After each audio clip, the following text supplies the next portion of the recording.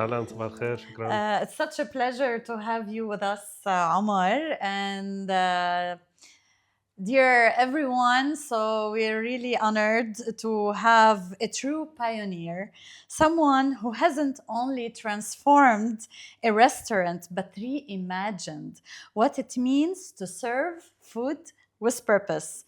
Omar Shihab is the founder and visionary behind BOCA, the UAE's Michelin Green Star awarded sustainability led restaurant that is redefining the future of hospitality in our region.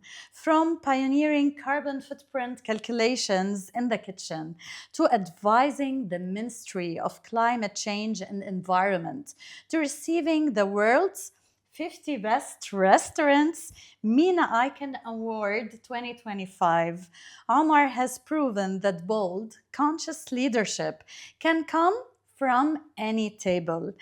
What personally I admire is how grounded, experimental, and authentic his journey has been. This isn't just about food, it is about impact, culture, and systems change. Omar, it's true honor to have you with us on Fusion Talks. My honor is mine. Thank you so much, Yasmin. Thanks for the introduction. Very humbled. Thank you. Thank you. This is the least to say. And definitely, I would like as well you, from your lens, to as well tell our Fusion Minds audience also about your journey. No, absolutely, with pleasure. This is something that started quite some time ago. Yeah. Maybe a little bit of background on myself and upbringing. I was born and brought up here in the UAE. My parents moved from Jordan, and myself and my two sisters, we were born and brought up here. We went to school, university. My first job was in research and consultancy. And then came along this opportunity to create a restaurant from scratch, something that is homegrown. And I was very adamant at creating something that really represents the UAE, regardless of the cuisine that we selected for the restaurant, because that was a pure business decision.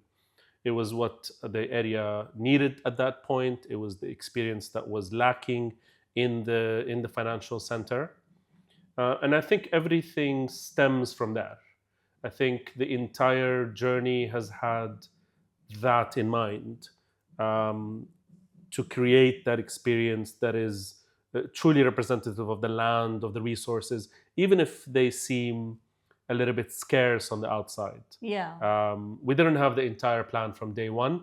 It was something that was fed through curiosity and continuous search, and obviously talking to a lot of people, because it has been truly a collaborative effort. I love it. So, what inspired you when you created the shift from research to restaurant to integrate sustainability in the DNA of the restaurant? Like, was it from the scratch as a recipe and the model, or it came along and it evolved? Oh, it's definitely an evolution, and very similar to the concept of sustainability overall. It is a journey. It has been a journey, and it continues to be a journey. Of course. There is really not an end, and that's why I today struggle with the word sustainable restaurant. Yeah. I mean, what does that really mean in the true sense of the word? And I also believe, and you probably agree, that the word is definitely overused, abused for sure. So it's very important for me to dismantle it. I think it's really important for me to explain and unpack what it truly means. And that was something that was very important for me from day one. Anything that we would claim, or any finding that we would arrive at, it was very important to back it with data, back it with evidence, and substantiate everything that we're doing. So because we were creating a homegrown brand, we said parts of our menu we want to dedicate to local ingredients. Yeah. I'm not a chef, and obviously my role stops where the kitchen starts. But I obviously give direction, and I'm very involved in that creative process. So initially we said we want to feature fish and seafood. That was the first thing that we looked at. Yes, we live in the desert, but we have access to 1,400 kilometers of coastline. It was really the first thing that we Absolutely. looked at, right? Absolutely. So surely we can come up with one species, one type of fish or seafood that we can incorporate into our menus. So chefs went with cash in hand, and this is something that is particularly different in the worlds of restaurant here in the UAE. Most restaurants are not owner operator; they're not chef owned restaurants. They're employees, and obviously, finance departments and purchasing makes a lot of decisions. Yeah. And these guys would like to see purchasing orders. They would like to see credit terms, and that doesn't happen if you want to give cash in hand to the chefs. But this is something that we put in the structure of the restaurant, in the service operating procedures, to say we're going to dedicate an amount per week for the chefs to go in and negotiate a price on a variety that we also consciously approached. So we said we knew at that stage that hamor is overfished. Mm-hmm. So we said, okay, no hamor in the menu. Okay. What else is there? And the one thing that was available to us at that point was the fishing calendar of the UAE. So it's a document that is available on the Ministry of Climate Change and Environment's website, and it details every variety that exists in the Gulf and what are the better months to consume it. Seasonality, exactly. Okay. So there are months when the fish is spawning. You want to avoid that. So we picked the ones that are on the green list, and these are variety that you don't see a lot of in commercial kitchens. Okay, it's not on the menu. It's not. You don't see it usually in restaurants. Right. All right. You see a lot of hamor. You see a lot of red snapper. You see you see Sultan Ibrahim, but you don't see the trevelry. You don't see kingfish, kanad. So these things are available in abundance. And it's unique because they're not really commoditized. Exactly. Menus. Now we need to approach them a little bit differently, right? They have different texture, different flavor. So it's really, this is where the creativity of the chef comes in. And this is something important. Maybe we could put a pin in this and maybe come back to it later. There is so much power, transformative power in chefs. And I think overall, this gives the role of restaurants a very critical place in the world of food and the world of sustainability, because they're the ones who help us reimagine things that we never thought possible, or introduce ingredients that we cooking. Absolutely. Yeah. So we started, obviously looking at some of this variety, and it became something that we're known for. It was something that was very rewarding, for us to introduce to our guests certain local variety that they've never tasted before, executed in an extremely beautiful way, and ending up with a delicious meal. And I think that is when we started seeing the results and the impact. And that fed the next phase, where we became a lot more curious, and we said, okay, what else can we incorporate? And we started meeting, obviously, people of, the Dibabe oysters came to market, and we started looking inland to farms, what grows here. And obviously there's a myriad of producers, from conventional farms, organic, hydroponic, vertical. There are really no rules because we're writing the rules.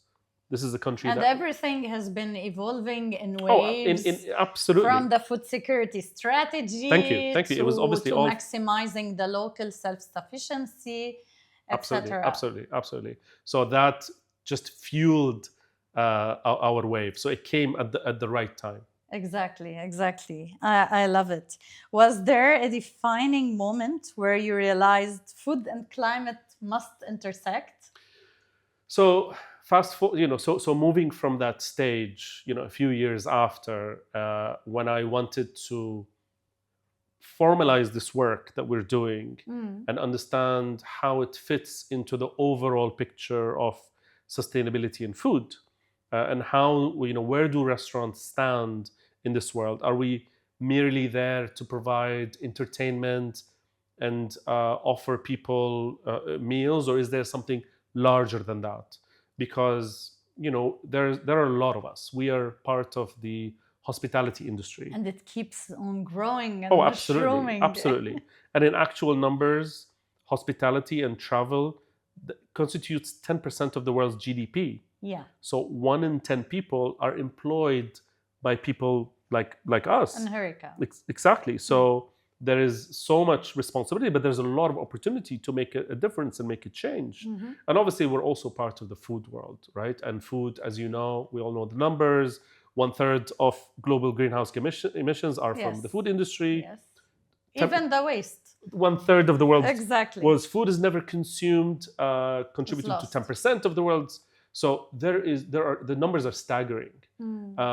And I think that was the moment when we started seeing things with a different lens. Because the moment you know these numbers and understand your role and your impact, it's like you cannot unsee it. It resonates and it creates this flame. Like, what can I do? Something different that caters to both. Yeah. So the people be enjoying the hospitality ambiance, but as well doing a greater good while delivering this agenda. So true. Absolutely. Absolutely. So it's really like seeing the world with a new lens. From that point onwards, we said everything that we do, it has to have that drive. And yes, of course, we're still a restaurant. We're still in hospitality. So our first responsibility is to deliver an exceptional dining experience to our guests, arrive in a beautiful, comfortable, clean space, offer them delicious food run by people who will offer great service. If we can do that while still maintaining, up to the best of our knowledge, the height of responsible sourcing and waste management and overall impact, that is currently the volunteer work that we've taken upon ourselves, and the promise that and the pledge that we've taken. So our role is to continuously balance and that. It became part of your foundation. 100%. So this Absolutely. is this threshold. Absolutely. And then you start creating everything else in the gourmet world. Post that. Exactly. How did BOCA evolve into the region's leading sustainable restaurant? We barely hear about this, and you were able to cut through and create this unique position. No, thanks. I think it's definitely this long journey. There was no one point where we said, okay, now is the moment, or we announced that we're going to become a sustainable restaurant. It was really starting to chip at all the elements of impact that a restaurant has. So we core looked at belief. It is 100%, a belief 100%. entrenched in your absolutely. So we started with sourcing, and we started, like I said, looking at what grows here, who's doing what are some of the things that we have access to immediately.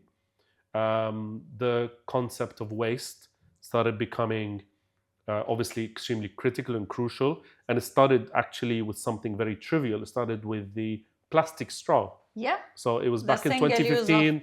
Single use. And I thought, okay, well, there's a very easy solution to that. Replace it with many alternatives. Absolutely. But is that really the problem? So we started digging. I think one of the things that has definitely helped us is seeing ourselves as a platform for experimentation. A lab. A laboratory. Not a lot has been done in the restaurant world from a sustainability standpoint, from an overall sustainability standpoint. End to end. Thank you. Not only cliche. Exactly. There are a lot of obviously incredible people all over the world doing amazing things. I'm not saying we're the only people doing a lot of work. There are people that we aspire to get to. Our unique story has been this overall perspective of things. So sourcing is obviously one of them. And there are so many things within sourcing. It's not just about sourcing local. It's about sourcing responsible. It's about balancing your vegetables versus meat, sourcing better meat. Seafood is another world that is very complex. And then comes the issue of waste. So was plastic straw the real issue? The only way to find out is to measure. You cannot change what you cannot measure. Yes. And so how to do that? Obviously researching a lot of good practices. Solutions, best practices in the industry. There was never one, but the best way was to measure. and to take either a snapshot in time on the amount of waste that you're taking out. To have the visibility so that you can do the right decisions. And it really takes digging into garbage. It Devil is really in the that. details, It is as they 100% that. So we formalize the role in the restaurant where that person is making sure that we're segregating 6 types of waste. But then before every element of these waste leaves the restaurant, measurement is taken. Very simple, low-tech approach. Yeah. We didn't spend a lot of money on this. Of course, we set aside a small amount to incentivize the waste officer. But the idea was to put on a scale. Every restaurant has a scale. It is right there. Exactly. Record it on a piece of paper and consolidate it in an Excel sheet. That's it. So all of a sudden, from the first month, we were able to see with hard data where are the places that we need to put in our effort. The big buckets. And exactly, and prioritize. Plastic was not number one. Of course, there are a lot of things to do, important to do, but there are other things. Yeah. So glass came on top. Organic came in second. And there are many easy, approachable solutions, low-hanging fruit that you can approach. So with glass, we started, obviously, the first thing was to make sure that we have house filtration in the restaurant. So we're reusing, obviously, a lot of glass bottles. We started having conscious discussions with our suppliers, right? To say, we have data now, and we want you to do something about it. And we're going to select the suppliers based on their extended responsibility or based on the things that they can activate with us. With the used oil, which came in quite high as well, there's a very easy solution that exists here in the UAE to keep that resource within the economy. So we reached out to biofuel, and there's obviously Luta as well, to take our used oil and obviously transform it into biodiesel. We get paid for that. But then there are other solutions for organic waste, for example, where we had to contract the waste lab to pick up our waste, to create compost. So there are so many things that can be done, obviously. Which creates a lot of opportunities for others to activate their businesses, and it safeguards circularity. 100%. So, it's really that overall perspective, I think, and digging into topics or perhaps problems that are very unique to us here in our region. Yes, of course, we listen to and look out to a lot of people who are doing incredible work all over the world. But we have our unique problems, and we have limited, for example, land here to grow things. So what is the best practice in terms of sourcing? How does seasonality look here? The freshness, very different. Even the freshness, the longevity of what you purchase. When you look at the waste, as well, you will take bolder decisions for efficiencies and to maintain a healthier life cycle. So I think it was. I think it was that. I think it was this continuous search and look into what is available here. What are the solutions, the unique solutions that we can come up with in a working restaurant that we can showcase and we can tell a lot of stories about. I think that's what resonated in the industry, and we've been consistent in our messaging, and we try to obviously present everything that we're doing in the restaurant, whether it's a new menu in food or beverage, with that ethos in mind. So we stayed with that messaging, and I think that's a big reason why we got a lot of recognition. Bravo, chapeau. And are there circles in the food service business where as well chefs and different people in procurement or the business owners, they share such dialogues to enlighten each other?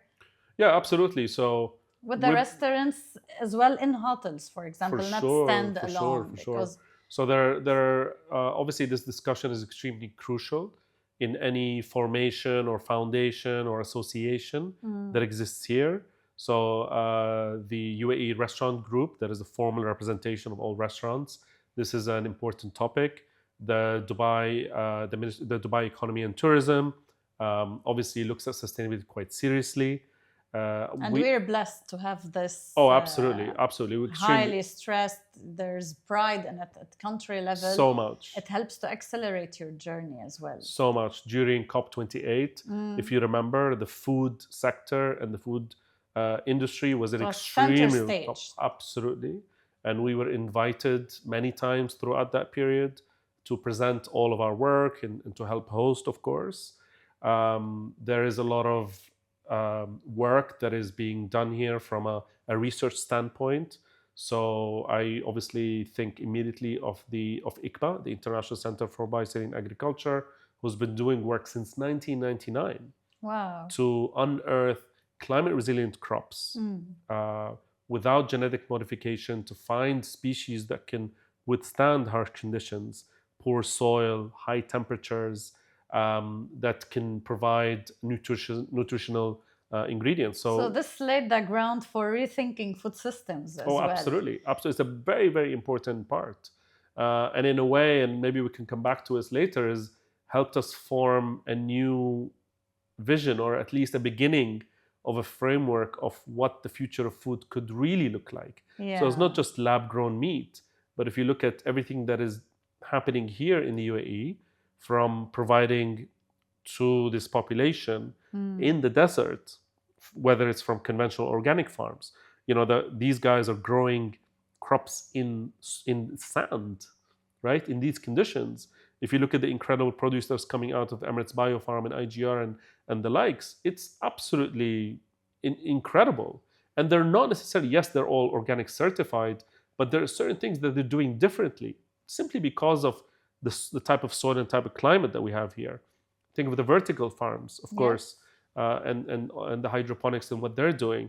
Think of the climate resilient crops the aquaculture on land and in marine. There are a lot of strides and positive milestones to be proud of. Oh, absolutely. So the future farming, or the future of food, will definitely have to have this element in mind, because if you look at the trajectory of climate change, a lot of current places in the world that are that have been until recently enjoying incredible fertile land and soil, that's being degraded, right? Because of the topsoil as well, due to drought and other impacts of climate. So in 50 years, the conditions, there is work of a researcher called Jonathan Keats, and he mapped out the trajectory of climate change in major cities across the world. So according to his work, certain cities in Spain, for example, Sevilla, Toledo, a lot of these places that are right now extremely fertile, in 50 years, they're going to have a similar climate to places here in the Gulf. So the work that we're doing today, that it's preemptive for others to learn from. So that's really a very, very powerful thing that we need to take upon us for sure. You were the first, Omar, to conduct carbon emission calculation in FMB setting. Can you walk us through the process and its significance? Because, I hear about, carbon footprint and specific reports maybe for the industrial side, factories, organizations as a whole.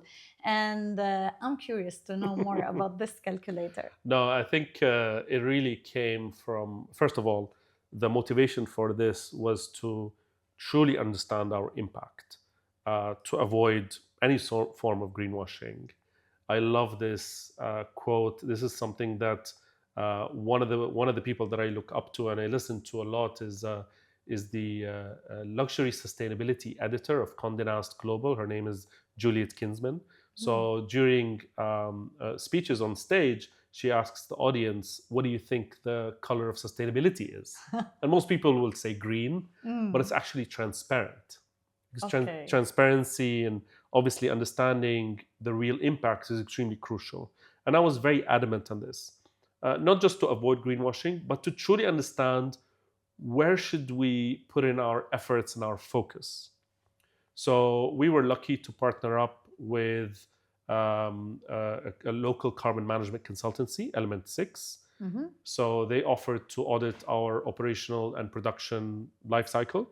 So to do a scope 1, scope 2, scope 3 of emissions. And it was an exercise that took us almost 9 months to complete. simply because we had to, obviously pull in all the data and make sure that everything is in line. And it was definitely an eye opener. And scope 3 is very challenging Oh, because yes, of always course. it's the biggest. 100%, 100%. Because we had to dig down into every single element that we purchased, down to the peppercorn, by weight and the country of origin. But it was definitely an eye opener. Because scope 1 is pretty straightforward. It's, we have Under your control. exactly. Scope 2, we were able, through the work with them, to move our electrical consumption to solar power. And we did it through, obviously, IREX, through carbon credits. Okay. Simply because we're in a location that we cannot install solar panels. Yeah. So it opened our eyes into this new possibility, and obviously to understand the work that obviously Dubai is doing in terms of moving towards that, or at least part of the energy towards that. So receiving power from the Sheikh Mohammed bin Rashid Solar Park, Yes. that feeds into the grid and then feeds into the restaurant. So we're able to officially make that claim. And then scope 3 is obviously the majority of the emissions. And if you look at scope 3, obviously within scope 3 what is included are is transportation, not just transportation of goods, but our movement as employees. How do we commute to work? The commute of our customers as well. Yes. So that is included in that scope. And regardless of everything, and the sourcing, there's the sourcing, whole. and that's what I wanted to say, is that at the end of the day, regardless of everything that we're doing, 60% of our emissions came from sourcing. Yep. And that's why it's very important that we all support each other in this journey, because no matter how much you invested efforts to mitigate, to decarbonize, it's a domino effect, and everybody should be onboarded to contribute, to elevate what they do, to meet the sustainable standards and beyond. So true, so true. So, running an emission report, I think, was definitely an eye-opener. Yes. I think is a very tedious exercise for most restaurants to run. But some will stop at 1 and 2. Absolutely. Not everybody, absolutely. even in this era, they're willing to take true. this deep dive in scope 3. So true. Due to the complexity. So true.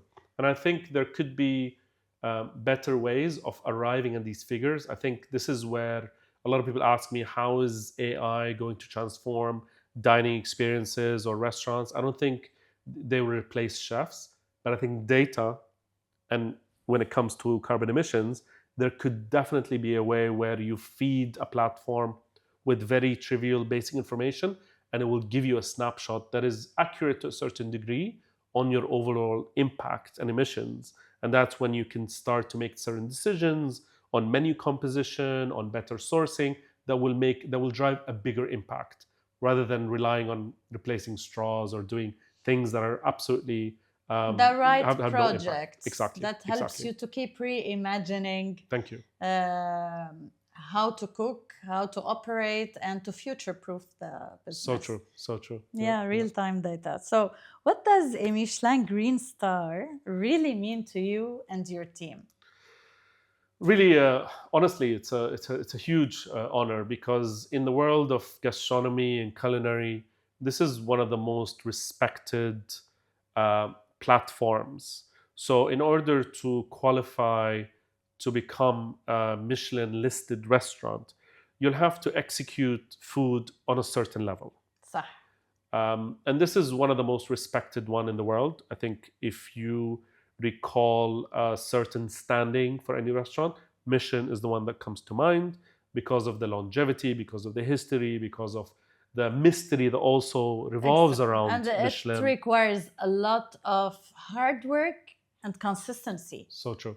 Consistency, you said it. I think the Michelin guide, if they're looking at one thing, it's definitely consistency. So for us to qualify to be on the guide, and then to be recognized for the efforts that we're doing around responsible sourcing and waste management and overall impact, so sustainability, I think it's something that we've always aspired to do, and so proud of it, of course. And there's this huge gratitude to the Dubai Ministry of Economy and Tourism for bringing the guide to obviously our home, and helping shape up this culinary industry. It's we couldn't be more proud for sure. Bravo.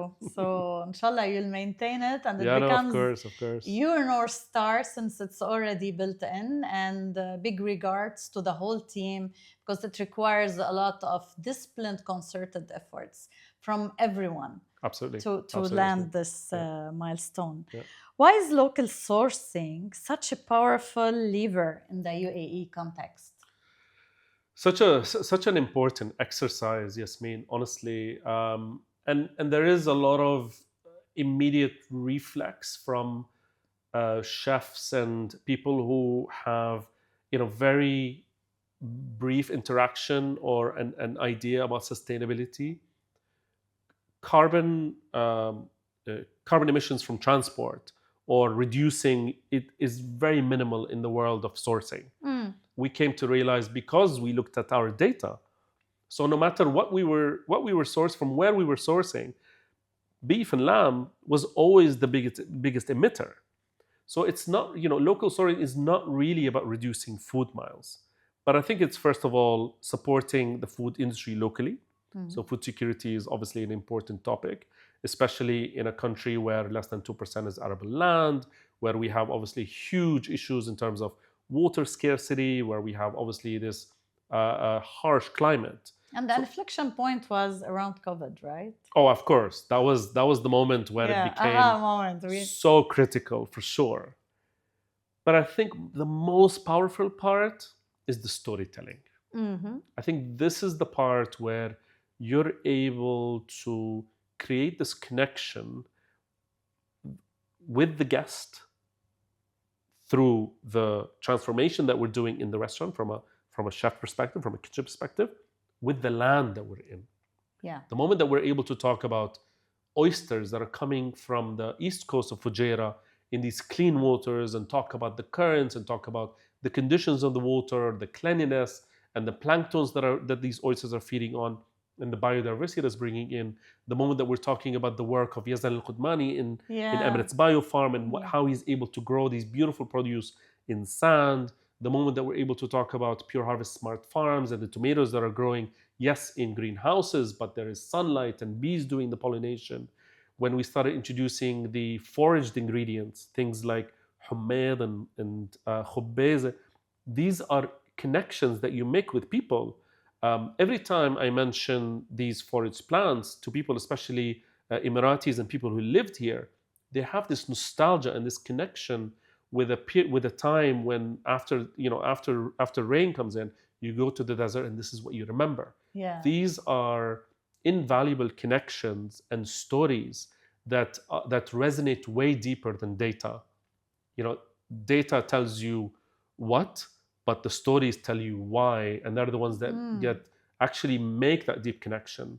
And this is so powerful, so powerful. I love it. So how really the people coming to dine, to have quality time, memorable time, are receiving those stories? Do you have something, printed part of the decor or the menu, or you try to walk around and share it? Because truly this is so genuine, powerful, and it helps us to connect further to the land and to the whole ecosystem, which is weaving in all the names of the esteemed players. It, they're doing fantastic job, and you are all leaning on each other to bring this final product in different channels So to the true. citizens and residents here. So true, Yasmin. I spend a lot of time trying to um, introduce this to guests in the easiest way possible. Um, Obviously, you can't engage with everyone all the time. We try to have this storytelling and this knowledge among all staff, so they're able to explain one thing about these ingredients and talk about their origin or a little bit from where they come to from. be the ambassadors of this mission. Exactly. But then we try to also introduce a lot of these elements into our physical menus. So when you open our menus, you will see that the origin or the provenance of these ingredients are highlighted. حلو. as much as we can, Mhm. whether it's the name of the town or the city, or of course if we know the name of the farm or where it comes from, that's ideal. There is a dedicated page that is actually the map of the Northern Emirates, where we've dotted where our favorite ingredient comes from, as a form of storytelling, in infographics. Obviously, if you want to know a little bit more about the oysters or the tomatoes or the edible flowers, there are QR codes all over the Wow. restaurant Like a that mini will museum almost, mapping almost, almost, ingredients. in a way that doesn't obstruct the dining experience. Yeah. Because, again, people don't go out to dine because of sustainability. People go out to dine because they want to enjoy a good meal, for escapism, for entertainment, so many other reasons. Now, if you can deliver that first, and then you say, if you're curious, if you're one of the people that wants to know Read and understand, further, then go ahead. explore at your Absolutely. pace. If not, then it's absolutely okay. Sava. Yeah. So that's really the way. Nice, nice. What innovations have you explored in circularity? Any surprises that worked? I remember having some of your dishes where you were working on some veggies that Sure. had a certain, end of life, and then how you repurpose things to deliver on zero So waste. so many. And I tell you, this is an area that is waiting to be tapped from a chef's perspective. Chefs in their formal education, they are trained to maximize the utilization of everything that they receive, right? So no matter what the produce is, whether it's a whole piece of fish or a vegetable or a fruit, they are trained to utilize every ingredient, every part of that ingredient. Now, there has been a problem in gastronomy, in restaurants, over the last maybe 30, 40 years, where the introduction of fine dining was based on utilizing the best part, only the best part of the best ingredient, and Okay. discarding the rest, right? So we need to reimagine that. And chefs are the best people to help us do this. I mean, I can talk a lot about it, but really the chefs are the ones who say, you know what, let's take a tomato, take the skin, take the flesh, take the water. Yes, it is one ingredient, but there are different parts Yeah. that cook at different temperatures, that different parts of it have different textures that can be utilized differently. So that's the most simple thing that we've been doing for a long time, where the flesh is used for the actual recipe of a certain dish. This skin is dehydrated and made into a powder. There's so much umami and so much flavor in that, it becomes a seasoning. And then the water is given to the beverage team, where they clarify it and making cocktails out of it. And you can take that example and run it on almost every single ingredient. Obviously, the most basic form is to take the carcass of a fish, for example, and make stocks out of it. But then what do you do with that remainder? There are people who can go further and help you imagine what happens there. There's a lot of work that obviously Patricia is doing in the restaurant to help us reimagine everything that is coming into the restaurant. There is one person that is dedicated his entire restaurant to really tackling the issue of waste. His name is Douglas McMaster. He runs a restaurant in London called Silo. And this is a person that is actually dedicated the entire restaurant to figuring out the topic of waste. So at the end of the operation of the entire restaurant, the waste is only one small basket. Wow. And he's doing it obviously through the techniques that are available to everyone, from fermentation to pickling to dehydration. There are What a role model, huh? So that's what I meant by when I said chefs have so much power, so much transformative power, because I see chefs as part artisans in the way that they need to produce recipes and food day in, day out, but they're also part artists, not just in the way in creating beautiful and tasty dishes, but helping us imagine combination of things that we never thought possible. They're the ones who tell you that, oh, you bring acidity from this part and certain saltiness of this part and transform the skin into this and the tops into that. So there's so much power that needs to be harnessed, of course, in the right environment. Because, like I also said, that chefs, the majority of chefs, in a place like Dubai are working in organizations and companies, and they have obviously a hard agenda to deliver certain food. Now, if you leave room for a little bit of R&D, a little bit of research, and incentivize them to say, I want you to reintegrate elements, surprise us with elements that are You usually will considered unleash waste. another Oh my potential God. of what Oh they my God. can do, Absolutely. safeguarding every resource Thank you. from stem to the tip to the root, and to repurpose those 100%. ingredients in Absolutely. multiple ways. So true. Wow. You've partnered with marine NGOs and foraged locally and dived into new food systems. What role does curiosity play in this journey? It's it's the most powerful tool.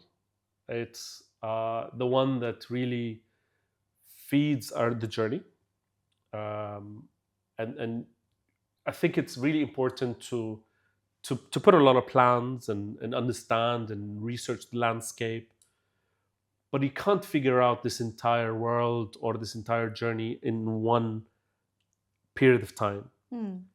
And that's the way that we've done it, and that's the reason why we wanted to understand what can we prioritize on today, and in a year from today, when we've sort of tackled that, understand what is next. So you leave room for serendipity as well. You leave room for certain things to come into play naturally. Co-creation. Thank you.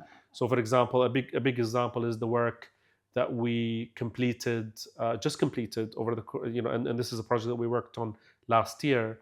The work that we've done exploring the power of halophytes. Halophytes are salt-loving plants that are native to the UAE. So this is a collaborative work with Emirates Nature, WWF, the International Center for Bioscience Agriculture, and this is based on the association that we've had with ICBA from 5 years ago, right? We've just followed the journey, and we were close to the director general and everyone there and the scientists. And you believed in it. Totally believed in it. And along this came this perfect moment under the Nature-Based Solution project that they needed to bring this to life.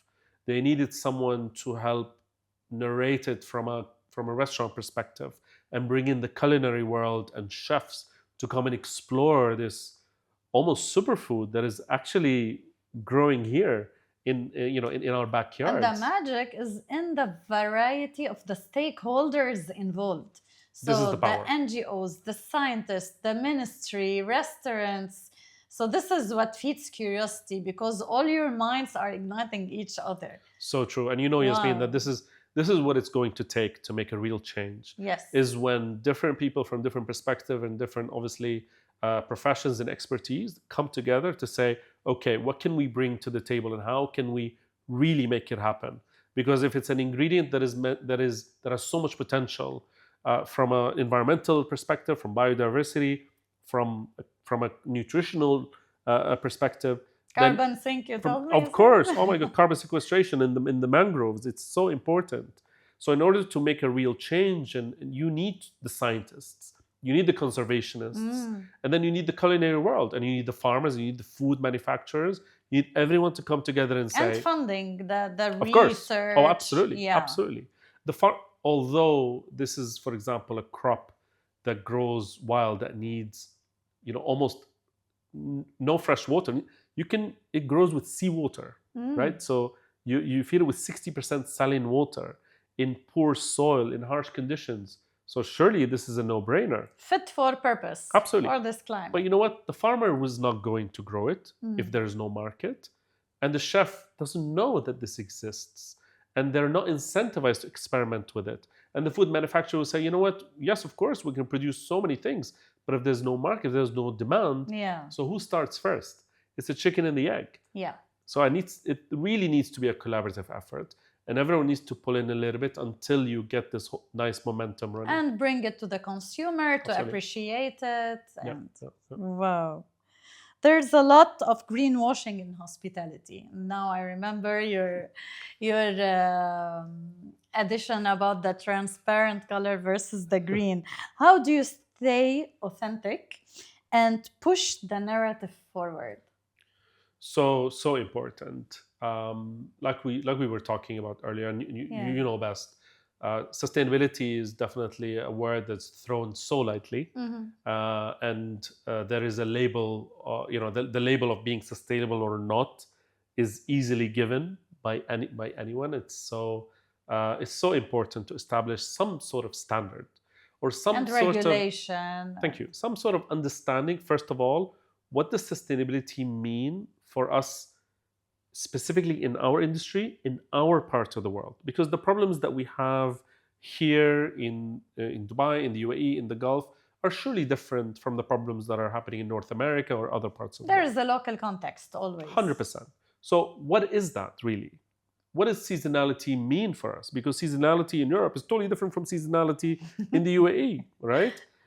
You can practically source any ingredient from anywhere in the world. And what does it mean if a tomato is seasonal? Is it seasonal in northern hemisphere? Then during the other season, it's seasonal in southern hemisphere.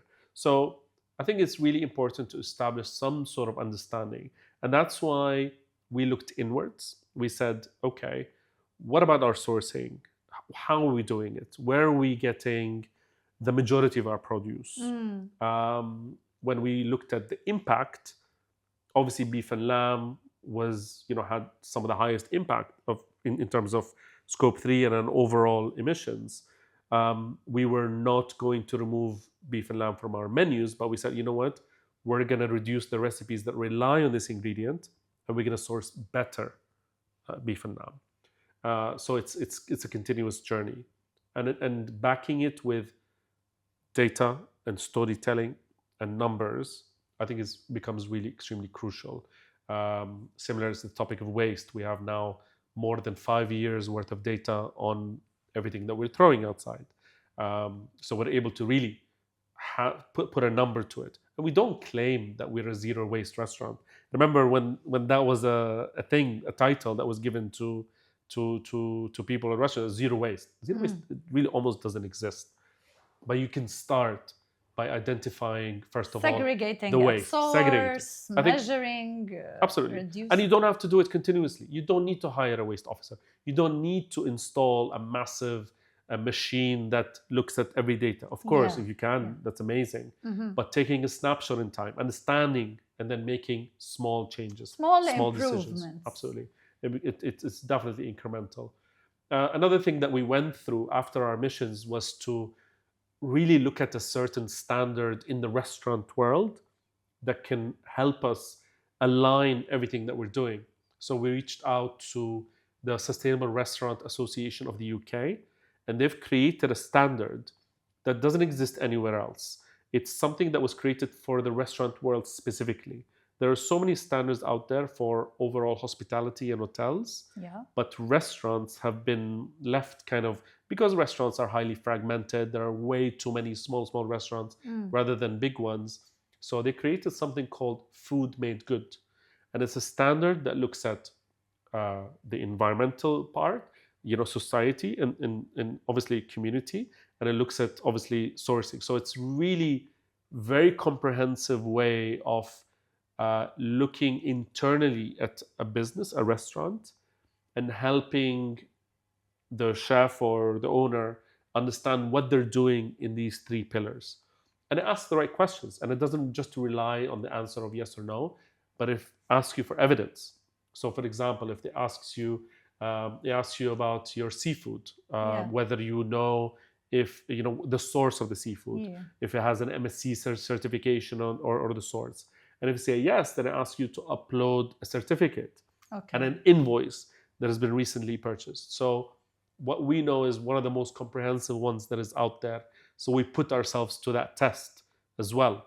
And it was such an eye opener because we A realized so reality many check. things.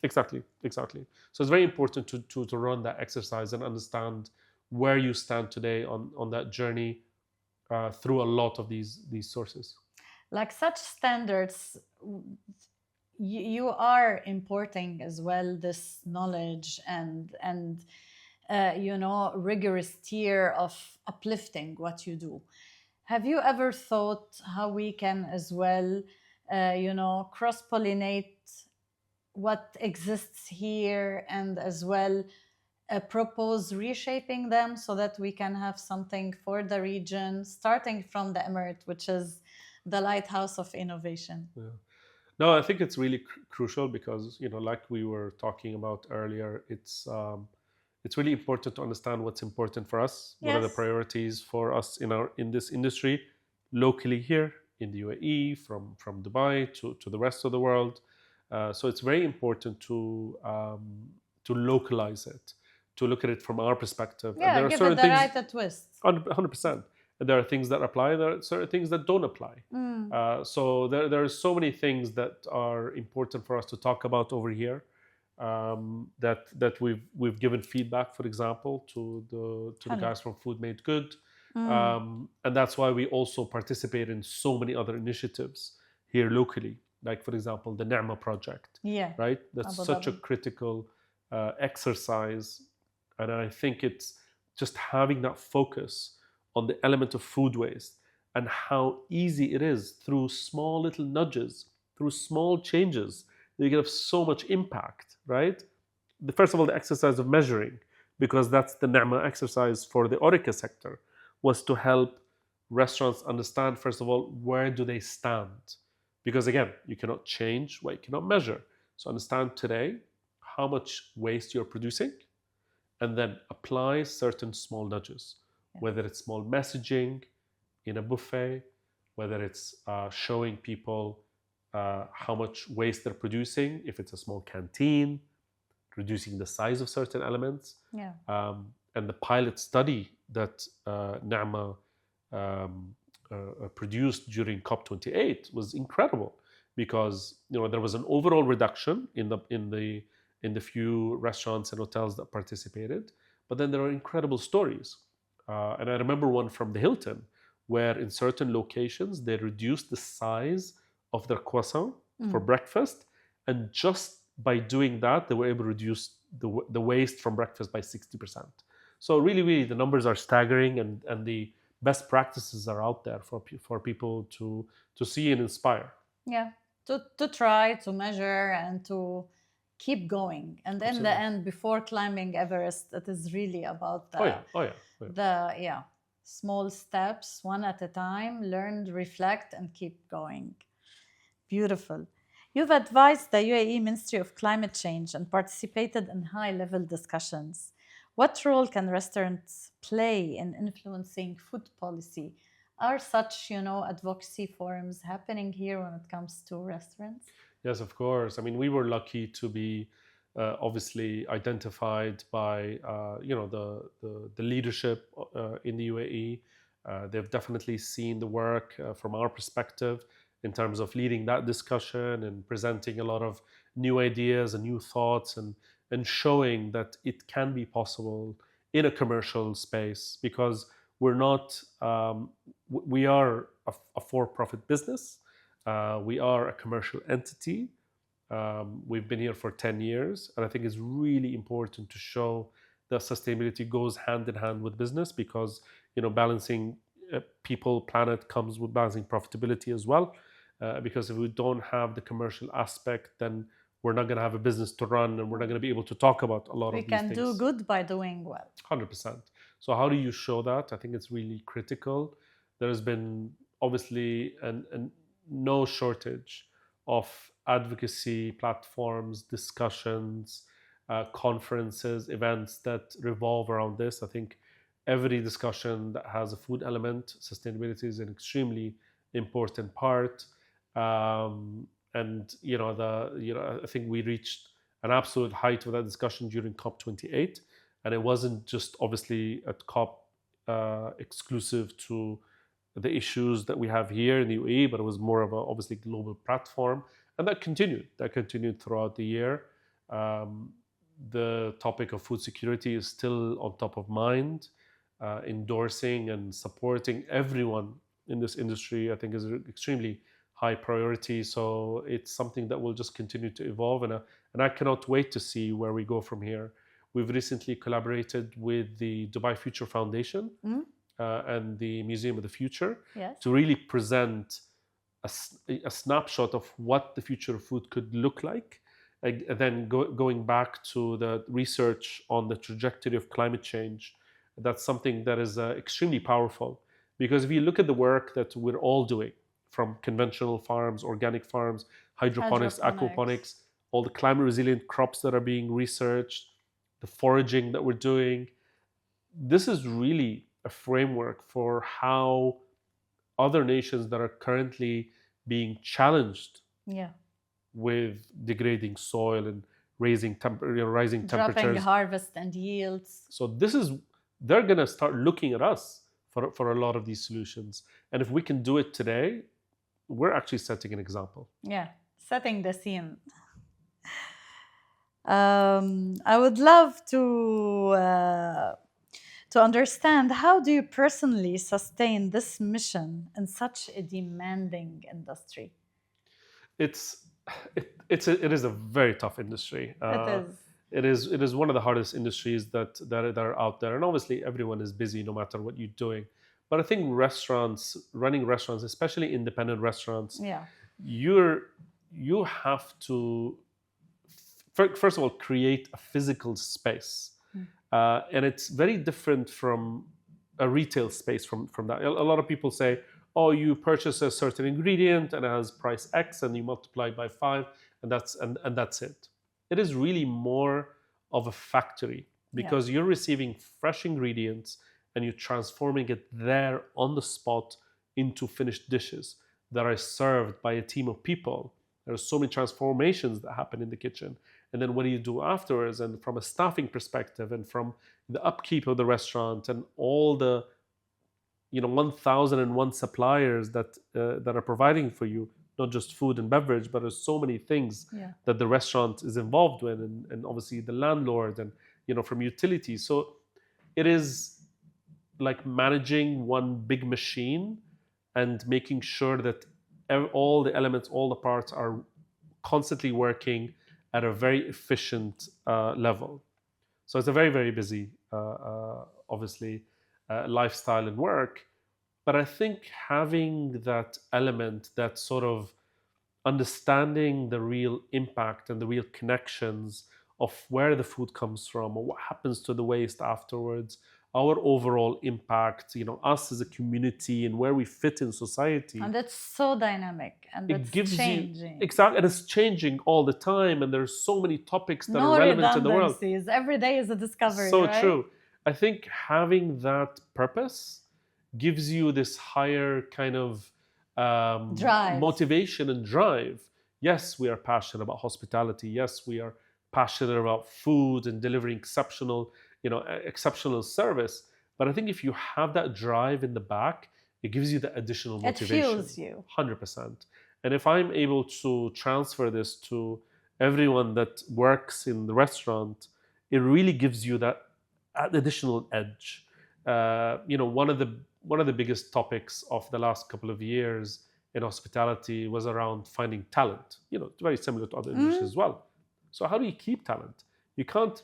There is no way that we'll be paying the most attractive salaries. Of course, you have to have a certain level. So what are some of the additional things that you can do? The augmented value of what you stand up for and Absolutely. delivering every day. Absolutely. And it's beautiful to see, actually, the moment that our team members come to this same realization and understanding and valuing the things that we value, they're really transformed. They start seeing the world very differently. From the lenses of sustainability, creating shared value, and making a difference to the world through what they do. Incredible. Wow. So we'll have very short now answers to the following questions. What does legacy mean to you? I think it's first of all, it's a real impact, measurable impact, the stories that resonate with people, and the connections that you help create, and then what people talk about you when you're not there. How do you remember you?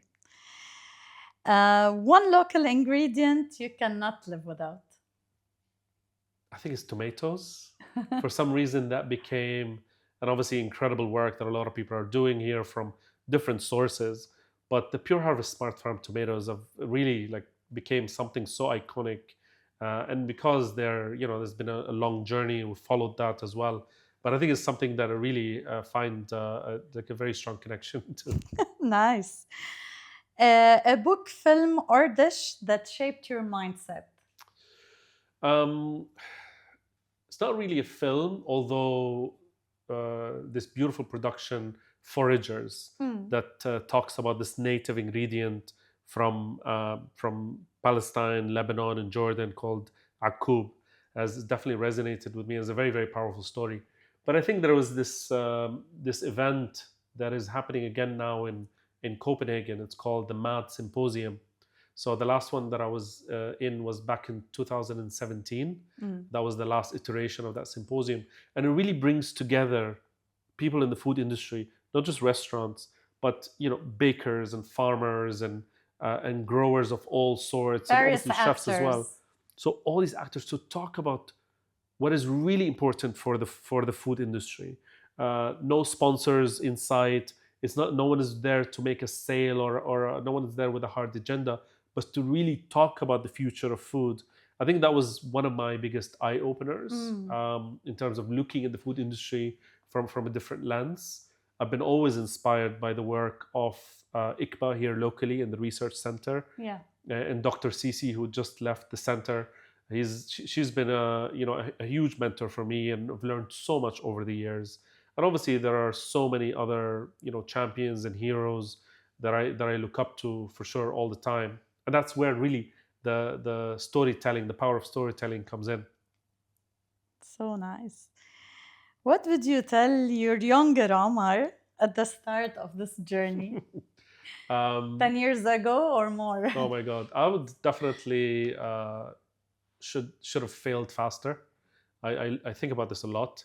I think fail fast. I think I take a lot of time, researching and understanding and weighing a lot of options, and talking to a lot of people before making, certain decisions or certain changes. But I think putting ideas out there for test and experimenting, taking risks perhaps faster, where you can make, you can make changes afterwards, you can pivot afterwards. I think we would have gotten into where we want to be a little bit faster. So failing faster, I think, would be my advice to anyone for sure. You advise us to iterate fast and keep Yeah. on learning. Yeah, absolutely. It needs guts. So one bold change every restaurant should make today. What do you think?